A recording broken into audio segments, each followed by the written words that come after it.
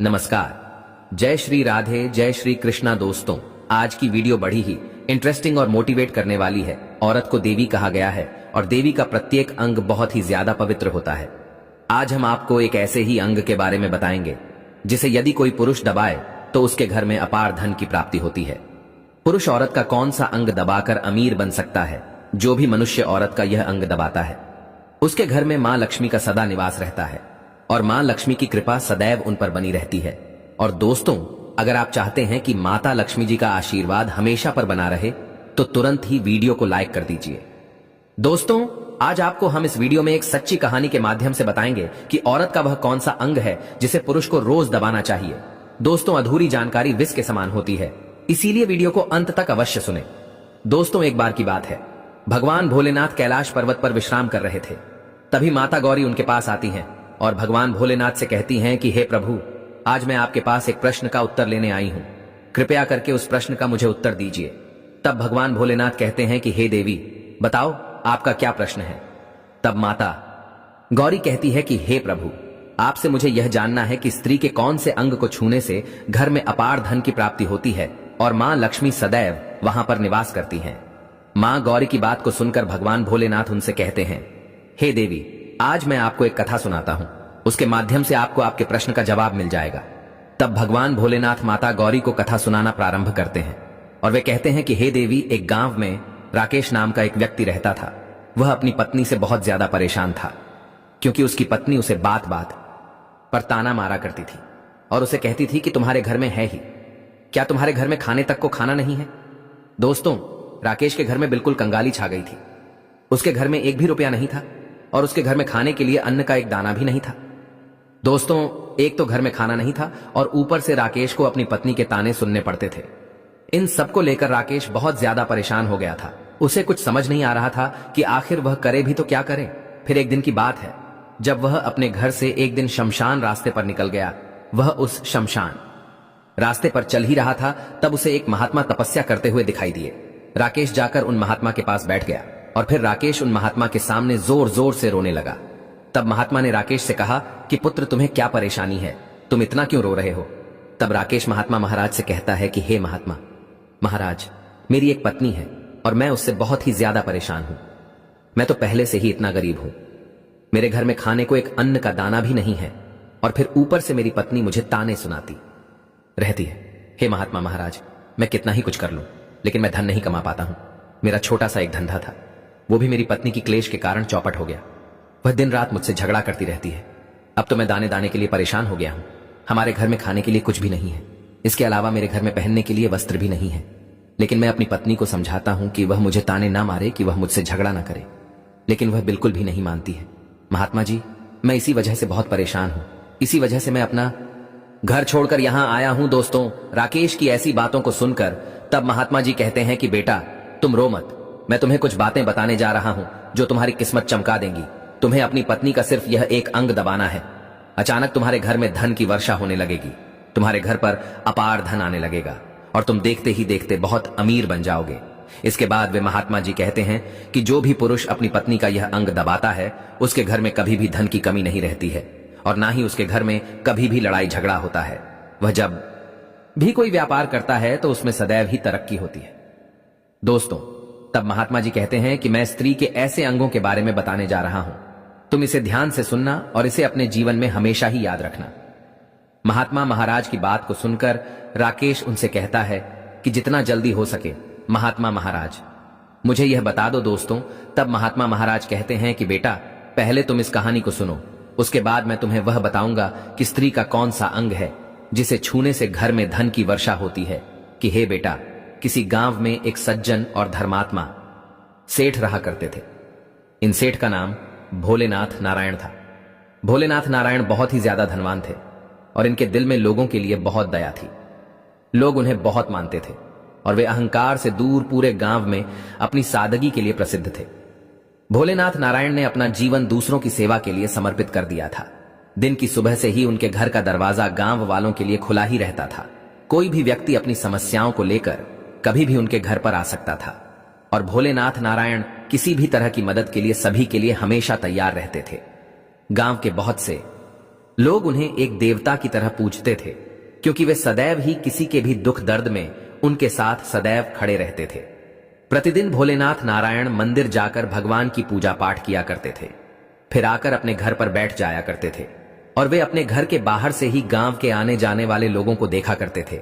जो भी गांव वाला किसी भी समस्या से ग्रसित होता था, जैसे ही कोई व्यक्ति अपनी समस्या को लेकर भोलेनाथ नारायण के पास आता तो वे जल्दी ही उस व्यक्ति को देखते ही उसकी समस्याओं को समझ जाया करते थे और उस व्यक्ति को प्यार पूर्वक अपने घर पर बैठा देते थे। दोस्तों, एक दिन की बात है, उन्हीं के गांव का एक व्यक्ति राजेश किसी बात को लेकर ज्यादा परेशान था। वह राजेश जैसे ही सेठ भोलेनाथ नारायण के पास पहुंचा, उसके माथे पर चिंता की लकीरें साफ दिख रही थीं। तब सेठ भोलेनाथ नारायण ने उसकी सारी परेशानियों को समझते हुए उससे कहा कि राजेश भाई, तुम इतने उदास क्यों हो? तब राजेश कहता है कि हे भोलेनाथ नारायण भाई, इस बार बारिश ने हमारी सारी फसल को बर्बाद कर दिया है। मेरे घर में बच्चों के खाने तक का इंतजाम नहीं हो पा रहा है। दोस्तों, तब उन सेठ ने राजेश की बातों को सुना तो उन सेठ ने बिना कुछ सोचे समझे राजेश को थोड़ा धन और अनाज दे दिया। तब राजेश ने सेठ को धन्यवाद दिया और वह अपने घर की ओर चला गया। तब उस सेठ भोलेनाथ नारायण को इस बात की तो तसल्ली रही कि उसने एक भूखे परिवार को भोजन का सामान दिया है। भोलेनाथ नारायण सेठ की दरियादली यहीं तक सीमित नहीं थी। दोस्तों, एक दिन की बात है, गांव की एक महिला जो विधवा थी, वह सेठ के पास आई क्योंकि वह विधवा औरत अपनी बेटी की शादी के लिए दहेज एकत्रित कर रही थी। दोस्तों, तब उस सेठ ने उस विधवा स्त्री की समस्या को गंभीरता से समझा और बिना किसी झंझट के अपनी तिजोरी से पैसे निकालकर उसे दे दिए। सेठ भोलेनाथ नारायण के लिए दूसरों की सहायता करना ही सबसे बड़ा धर्म था और उन्हें इस कार्य में अपने धन की कोई परवाह नहीं थी।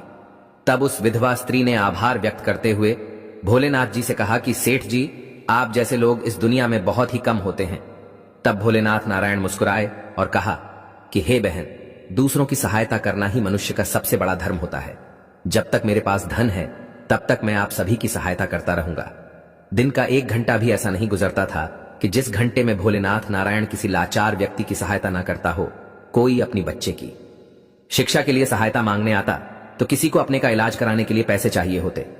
भोलेनाथ नारायण हर किसी की मदद करते बिना किसी से बदले की उम्मीद करते हुए हर दिन गांव के लोग एक तरफ बैठकर भोलेनाथ नारायण की तारीफ किया करते थे। लेकिन हैरानी की बात यह थी कि भोलेनाथ नारायण जितना भी अच्छा करते, वे दूसरों की जितनी भी सहायता करते, परंतु उनके जीवन में ऐसा कोई सुख नहीं था। अक्सर उनके साथ बुरी घटनाएं घटती रहती थी।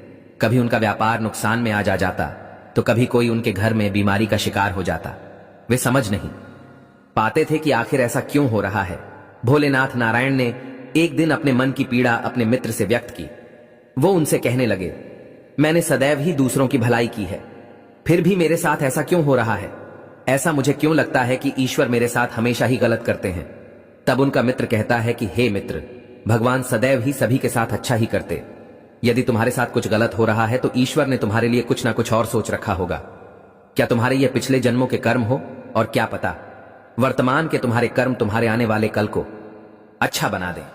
तुम हमेशा यही सोचा करो कि आज जो कर्म तुम कर रहे हो वह कभी तुम्हारे कर्म व्यर्थ नहीं जाएंगे, क्योंकि भगवान कभी भी किसी मनुष्य के अच्छे कर्मों को नजरअंदाज नहीं करते हैं। वह सदैव ही मनुष्य के अच्छे या बुरे कर्मों का हिसाब रखते हैं। दोस्तों, सेठ भोलेनाथ नारायण के मन में सिर्फ एक ही बात चलती थी कि चाहे मेरा वक्त कितना ही खराब क्यों ना हो जाए, लेकिन मैं सदैव अपने धर्म के आधार पर ही चलूंगा। भगवान ने मुझे जो दूसरों की मदद करने का कर्तव्य दिया है, उस कर्तव्य को मैं अपनी आखिरी सांसों तक निभाता रहूंगा। दोस्तों, तब सेठ भोलेनाथ नारायण यह सोच लेते हैं कि चाहे मेरे ऊपर कितनी ही मुसीबत क्यों ना आए, परंतु मैं अपने धर्म के अनुसार अपने कर्तव्यों को हमेशा निभाऊंगा।